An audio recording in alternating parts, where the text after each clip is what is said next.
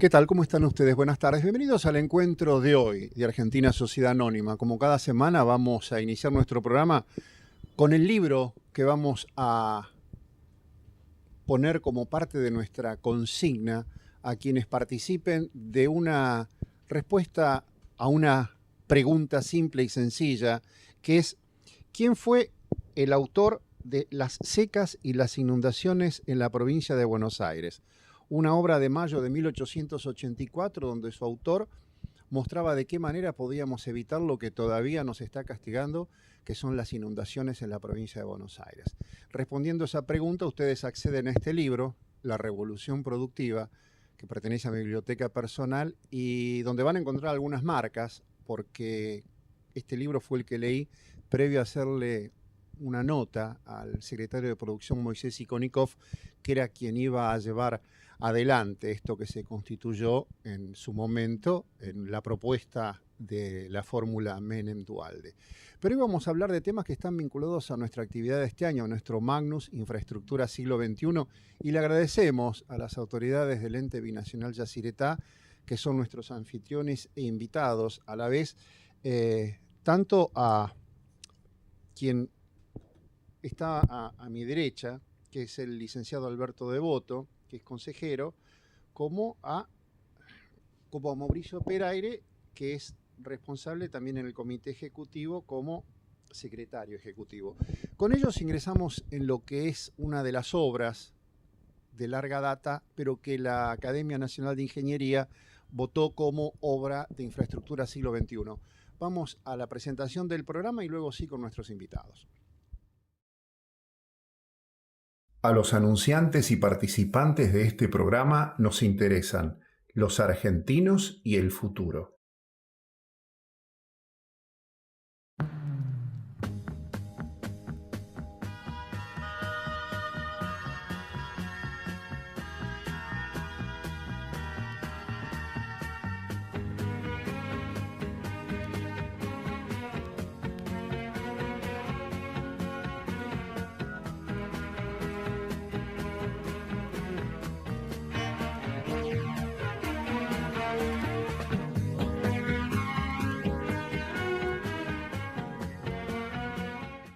Mauricio, siempre las obras binacionales son obras delicadas porque hay que tratar de conciliar los intereses de dos países y en este caso tu representación como secretario del lado argentino, secretario ejecutivo, contanos un poco cuál es el rol que vos desempeñás en el ente. Sí, bueno, la entidad binacional Yacyretá está conformada por una estructura orgánica de tipo binacional, en el cual existe desde el Tratado del 73 dos directores que trabajan conjuntamente, pero que residen en lugares distintos, como son normalmente Buenos Aires, Asunción o la zona de obras, y toda una estructura que también es binacional. Es así que las decisiones de la empresa se toman en el seno de lo que se denomina comité ejecutivo. El comité ejecutivo está formado por un director argentino, un director paraguayo y dos secretarios de comité. En mi caso yo estaba fuera del país, a mí me convocó el doctor Humberto Schiavone el año pasado para venir a integrar su equipo de trabajo como secretario de comité ejecutivo del lado argentino. Determinadas obras que se van a ejecutar en Yacyretá, o decisiones, convenios, acuerdos, pasan por ese comité, quien los analiza y los aprueba, y si la obra tiene un determinado costo, una importancia trascendente, pasan a la valoración y evaluación y aprobación del Consejo de Administración de la empresa, que ya está conformado por 4 consejeros por margen, que son la última instancia de aprobación. Alberto Devoto, contigo hemos hablado en distintas oportunidades del tema de energía, formás parte de ese grupo conocido como de los exsecretarios, así que este es un tema, digamos, que forma parte de la consideración que ustedes le han dado a los distintos temas. ¿Cuál es el rol del consejero y qué es lo que ustedes tienen en este momento, digamos, como decisiones a tomar en materia de obra? Bueno, como lo señaló Mauricio, el Consejo es como una última instancia, es una suerte de directorio que aprueba, aunque no tiene, en general no propone, sino que aprueba decisiones de cierta magnitud que asume el comité ejecutivo. Por ejemplo, en este caso, si se lleva adelante la obra, lo que estamos en este momento ocupando el mayor interés de la entidad, que es desarrollar el proyecto de Añacuá, que es una ampliación en el vertedero del brazo Añacuá de la central, donde vamos a agregar 3 máquinas más, que aumentará en un 10% aproximadamente la capacidad y la potencia de la entidad. Esto tiene un proceso que tiene, primero hay que elaborar pliegos para la licitación, los pliegos los realiza el comité ejecutivo, los aprueba el consejo. Después viene el llamado a licitación, habrá una evaluación y la decisión final en la adjudicación también es resorte del comité ejecutivo primero y del consejo de administración, que es el que, digamos, avalará o decidirá finalmente. Y después viene toda la continuación de la obra, que esa es una de las distintas funciones que tiene el consejo de administración. Un pequeño comentario sobre la visita de nuestro presidente para, bueno, dejar zanjadas diferencias que había con Paraguay en el pasado mes de junio y, bueno, y pensar en estas obras, digamos, con las hojas ya en limpio y prolijas, ¿no?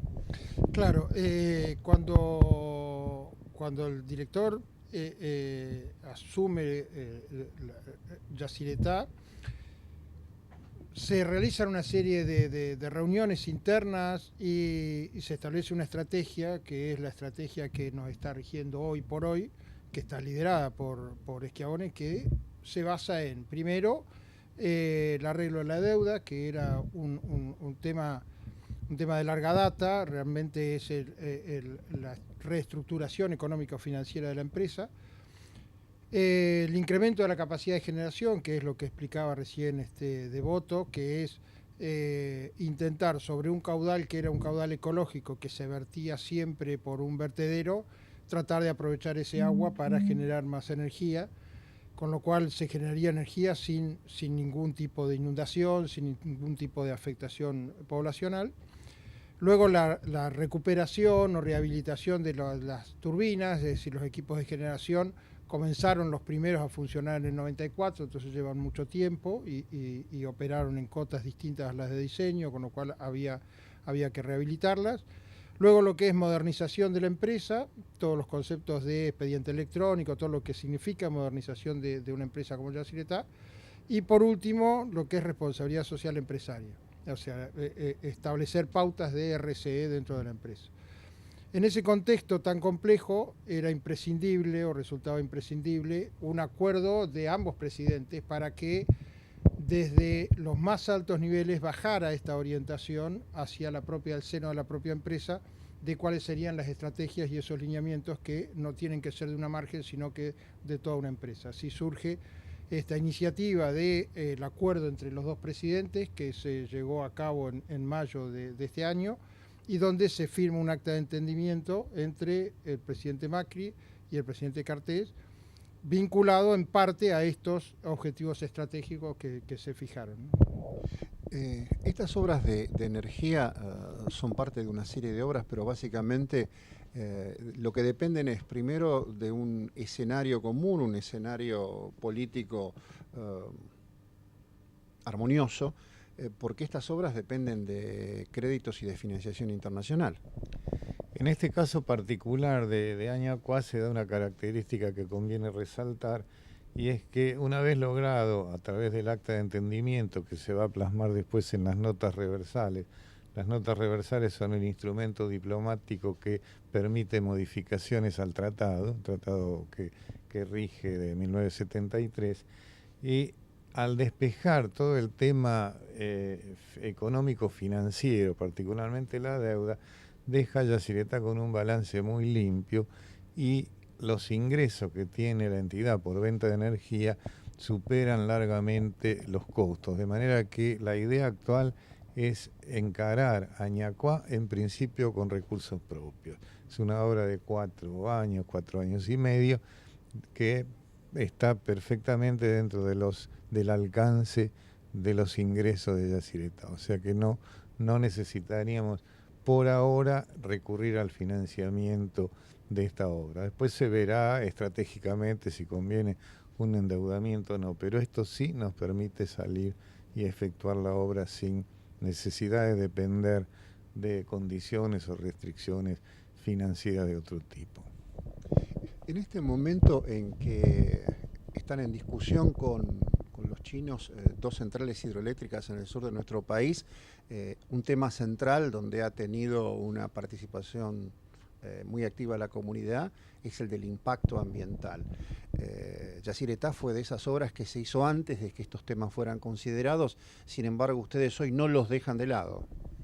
No, Yacyretá hace mucho tiempo trabaja en gestión socioambiental y esencialmente el impulso que tuvo Yacyretá en materia socioambiental estuvo vinculado a los préstamos con los organismos multilaterales. Yacyretá estableció a partir de los créditos otorgados con el Banco Mundial y con el Banco Interamericano de Desarrollo unos estudios de impacto, unos planes de gestión ambiental que estaban fijados y regidos por los organismos multilaterales antes de que hubiese en Argentina o en Paraguay legislación competente en la materia. Es decir, Paraguay crea la Secretaría del Ambiente de Paraguay fines de la década del 90, es decir, fines del siglo pasado, y Yacyretá a principios de los 90 ya tenía desarrollado su estudio de impacto y tenía su estrategia de mitigación. Entonces, medianamente, Yacyretá siempre se ocupó, aunque fue, es cierto, un impacto muy grande en relocalización de gente, un impacto muy grande en inundación de áreas, ocupó mucho recurso económico, humano y mucho esfuerzo en mitigar ese impacto, y ahora lo que está haciendo es la segunda etapa, es decir, transformar esos equipos que históricamente se dedicaron a la mitigación del impacto en una estrategia de responsabilidad social empresaria volcada hacia toda la comunidad, donde no hay un carnet preferencial a quien fue relocalizado, sino que toda la sociedad es o puede ser receptora de un beneficio social o ambiental que brinda la empresa. Hacemos acá nuestra pausa, vamos a quienes cada semana auspician la línea editorial y continuamos esta charla con nuestros amigos aquí en el ente binacional Yacyretá. Argentina Sociedad Anónima, un programa de complementaciones y no de controversias, es patrocinado por ADE, una empresa que habla su mismo idioma con las respuestas que usted necesita, con sus divisiones medicina, física nuclear, industrial e investigación. Sensortec, la sinergia del compromiso con los programas que el Estado Nacional ha puesto en vigencia en la Argentina, proveedor de industrias y sectores estratégicos. Conuar FAE, una empresa argentina que exporta tecnología a los mercados más exigentes. ENSI, empresa neuquina de servicios de ingeniería, una empresa argentina produciendo agua pesada de la más alta calidad internacional.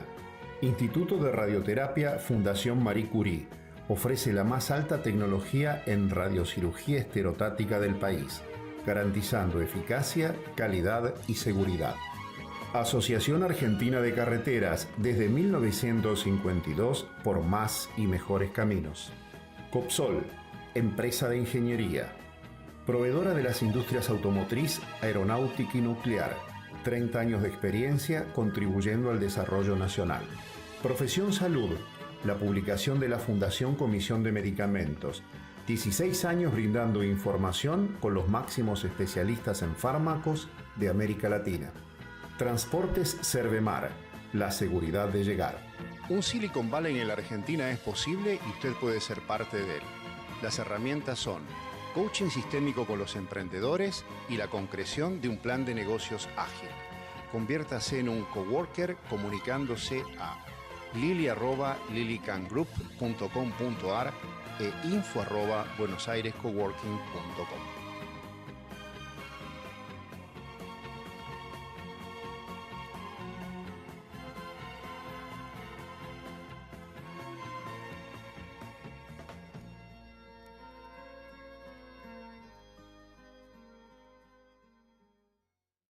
Si bien la obra pública representa, entre comillas, apenas el 20% de lo que es la actividad de la construcción.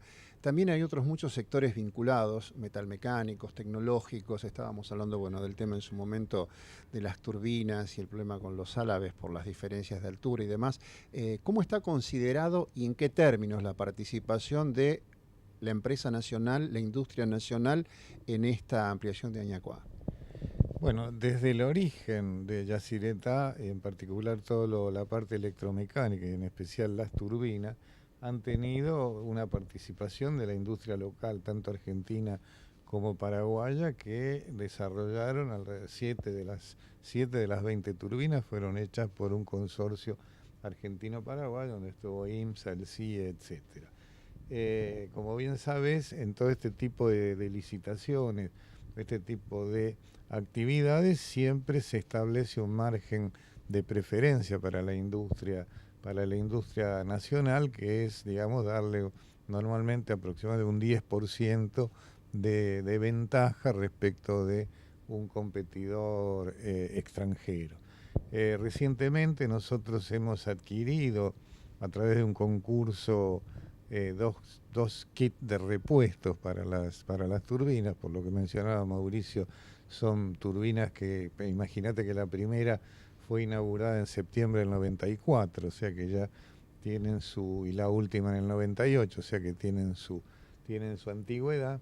Y en este concurso volvieron a prevalecer proveedores nacionales. No quiere decir que todo el material sea nacional. Acá se emplean determinados tipos de acero que muchas veces aún el productor local se ve necesitado de importarlo, y a veces mucha maquinación, el maquinado de esas partes también se hace afuera, pero la industria nacional, y cuando digo nacional quiere decir tanto argentino como paraguaya, tienen su margen de preferencia, tienen su protección y han participado bastante en este proyecto, incluso en algunos casos hasta con diseño, ¿no? Lo cual también es rescatable, de que ha habido una parte de ingeniería que han aportado los proveedores locales, y no es menor. Otros elementos, obviamente,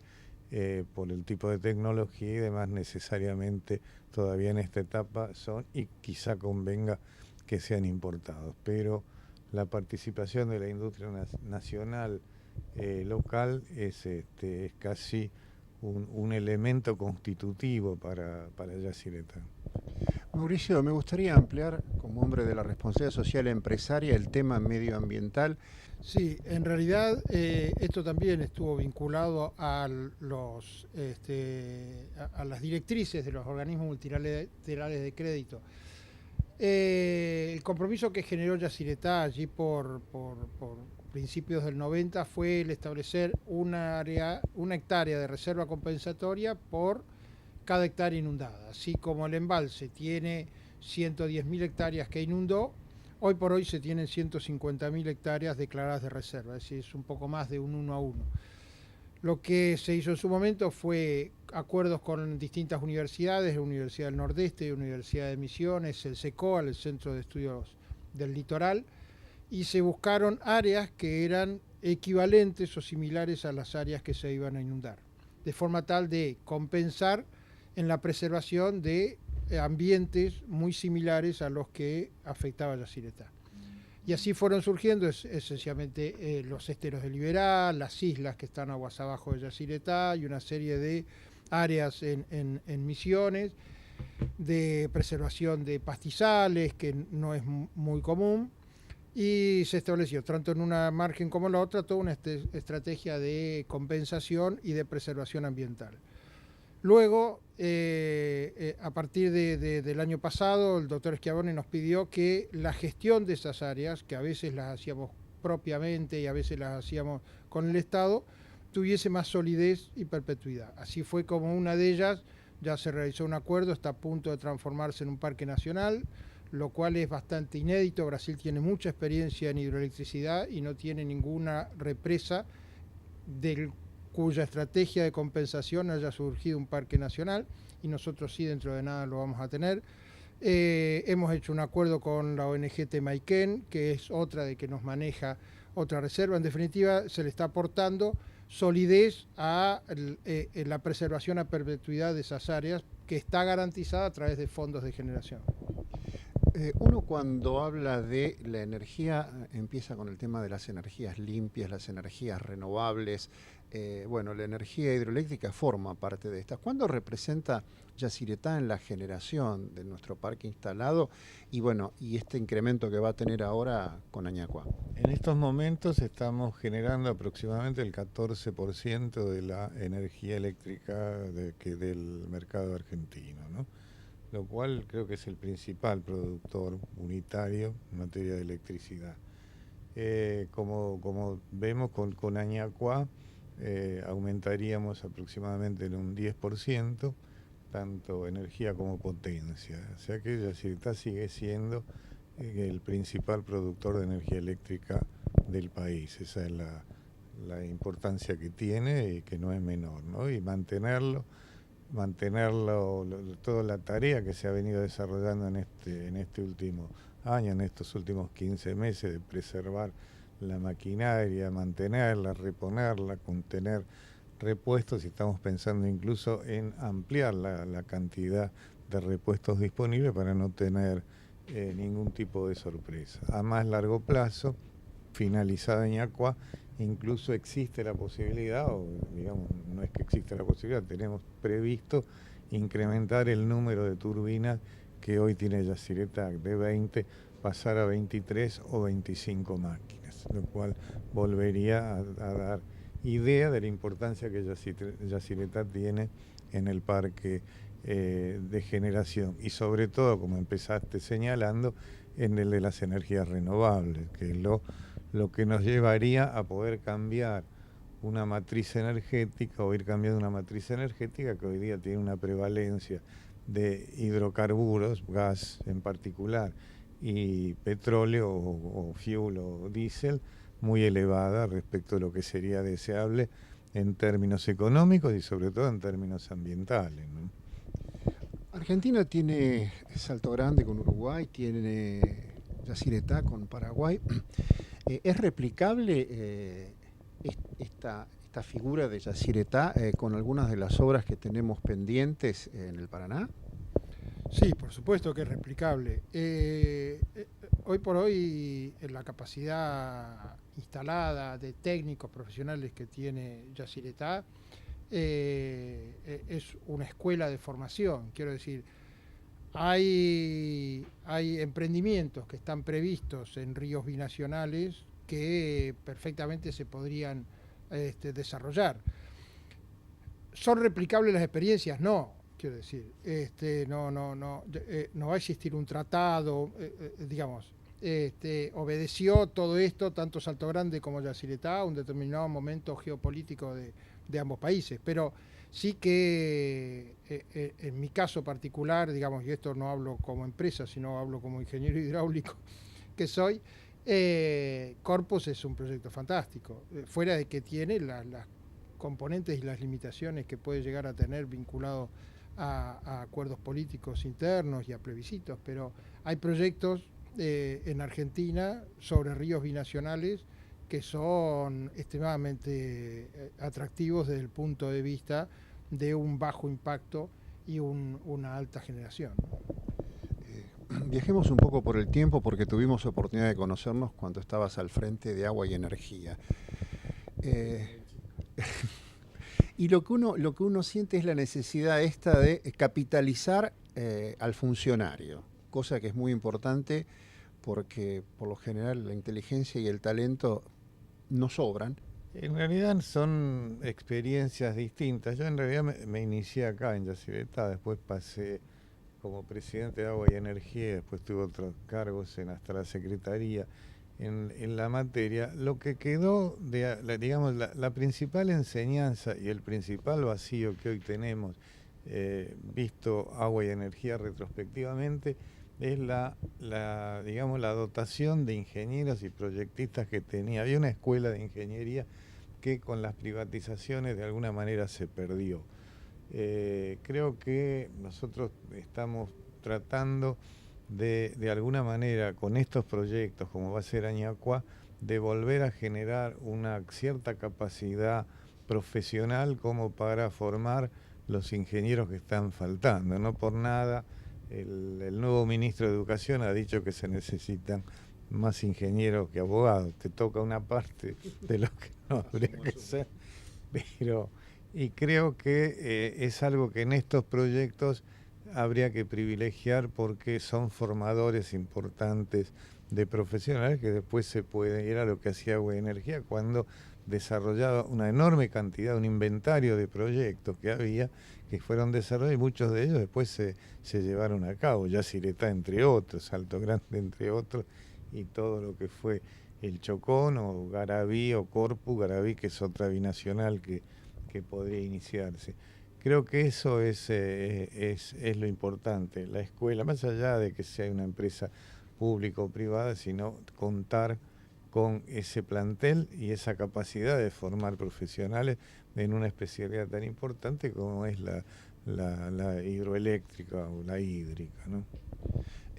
Inicié contigo, cierro contigo, y algo que es fundamental, porque uno prende la luz en casa, bueno, y un 15, 16% de esa luz viene de Yacyretá, y que son las comunidades en torno a las grandes obras. Sí, en realidad ha cambiado muchísimo la gestión social y ambiental de un emprendimiento como una gran hidroeléctrica con el paso del tiempo.